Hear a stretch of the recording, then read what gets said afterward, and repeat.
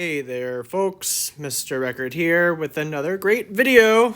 It's beautiful outside. Hope you're getting outside this week or whenever you're watching this video. This video is for solving log equations. And so we've done a lot of converting back and forth between log and exponential equations, and we'll still need to do that in this video. We'll do that a little bit later. But the first thing to talk about, in order to solve log equations, we actually have to condense them down first. So let me show you what I mean. In the first example below, notice how there's two different logs being added together. So we cannot solve an equation when it looks like this. We have some rules that tell us how to condense logs into one log. So notice this first rule. If we are adding two logs together, we can rewrite that as one log where we're multiplying what we were taking the log of. So let me show the example. So over here, you can see we're adding log base 3 of 2x plus log base 3 of 4. I am allowed to use this rule to rewrite this as one log base of 3, and then that 2x and that 4 get multiplied together in the same log, and it's still equal to 5.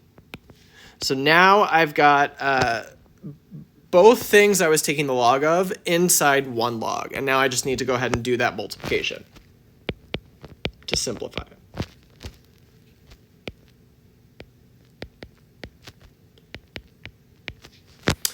And now this is something that we can solve because we can switch to exponential form here. And then we'll have an equation that looks more like equations that we're used to. So as a reminder, the 3 becomes the base, the 5 becomes the exponent, and it's equal to whatever we were taking the log of. And so that's an equation that we know how to solve. Let me just do that up here so I have enough space. 3 to the 5th power is 243. That's equal to 8x.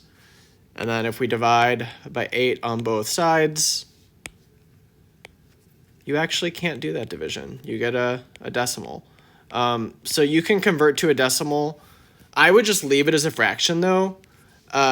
You're going to have some weird fractions in this delta math,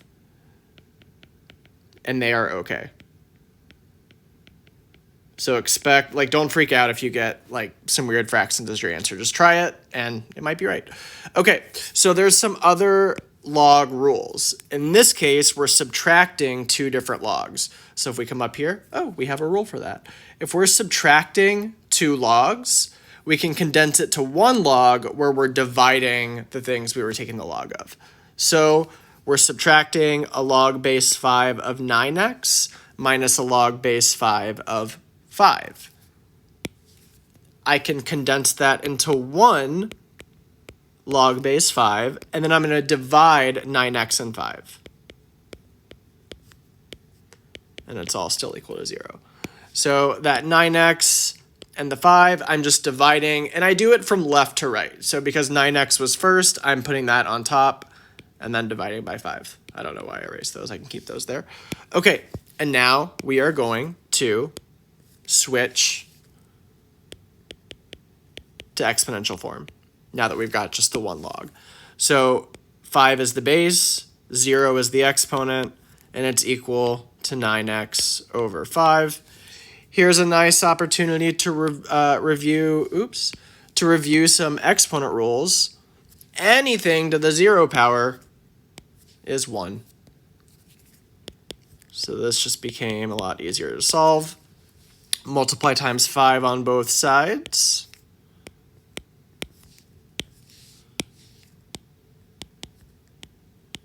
And then divide by 9 on both sides. So we end up with 6 equals 5 over 9. And like I mentioned before, weird fractions are okay. They're going to happen in this assignment. Okay, so there's one log rule that we haven't talked about yet, and we're going to see it right now. If you have something multiplied in front of a log, you can rewrite that log with the factor in front as an exponent. So let me show you what this looks like. I'm looking just at this part right here right now. Because I have a 4 multiplied, because I have a 4 multiplied in front of the log, I want to go ahead and condense that. So I'm going to keep everything else the same right now. But that 4 gets condensed into the log as an exponent. So that 4, I messed that up, didn't I? That 4 becomes an exponent of 4. And it goes inside the log, inside. And it becomes an exponent. So now we're going to use that second rule because I am subtracting 2 logs, right? I'm subtracting log base 2 of 9x and log base 2 of 4 to the 4th power. So that means I can condense this to 1 log base 2, and then I'm going to divide what was inside, 9x on top, 4 to the 4th power in the denominator. All of that is equal to 1. Switch to exponential form. Sorry, there was a speck of dirt on my screen. The base is 2, the exponent is 1, so that makes our life easy. 9x over, and then 4 to the 4th power, I'm going to simplify that. What is that? 4 to the 4th is 256. So just so no one freaks out, that's what changed there. Okay, so now I'm going to solve, multiply the denominator on both sides.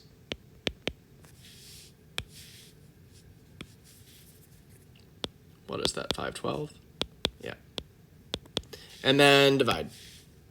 And again, we're going to end up with a super uncomfortable looking fraction, but this is in fact the right answer, even though it looks very ugly. Great. You can skip ahead. I'm just going to really quickly review what happened right here, because I feel like that's what's really confusing. So that has to do with this rule. In the case before, we had 4 log base 2 of 4. Because we had that 4 multiplied in front, I could rewrite that log with the 4 as an exponent.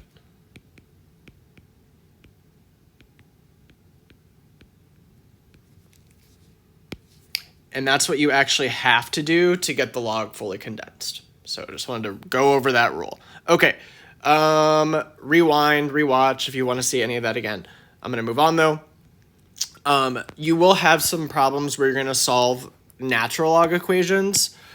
Remember that a natural log is just a log with a base of e. And when you solve these, it's going to say solve for the exact value of x. This means leave e in your answer. So we'll go through kind of what that looks like. But you'll start these just like you would start solving any kind of equation. So usually you're going to have something added out front or subtracted out front, and you can go ahead and move that to the other side. We're trying to isolate the x variable right now.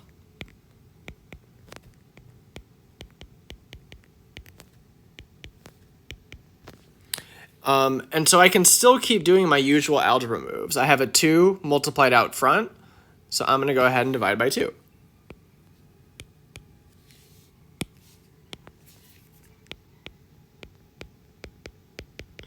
Okay, at this point, I'm going to rewrite this natural log as log base e to make the next step more clear. Because now I'm gonna switch to my exponential form. So e is the base, -3 is the exponent, and it's equal to 2x minus 10. So there's our equation now that we get to solve, and we're gonna keep e in our answer. I'm gonna do this up here. Let me rewrite it. So again, you might end up with some weird looking answers, and that's totally okay. Math is not always super clean. In fact, it's usually not. And then divide by 2. And then you're going to end up with this giant, beautiful fraction, e to the negative third plus 10 all divided by 2. And that's what you would type all into Delta Math, and you would be right if you type that all in. Make sure that you're showing the entire numerator divided by 2 when you put that in Delta Math. Cool. So you can try number 2 on your own if you want. And just skip ahead to the answer. I'm going to work it out. It's just like the first one. First add 14. Then I'm going to divide by 4.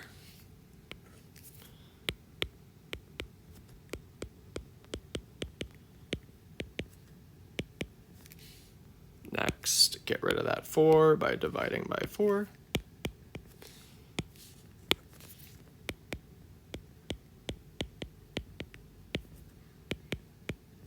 Switch to, or rather rewrite this as log base e of 5x minus 8 equals 3.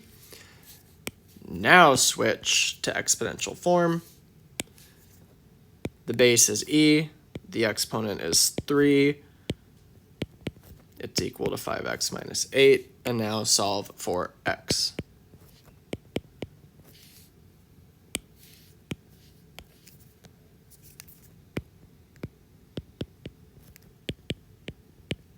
And then divide by 5. Cool. Again, end up with a weird fraction answer, and it's all good. Okay, great. That is the end of the video. I hope this helps. If not, hopefully the steps on Delta Math will help you. Have a fantastic day.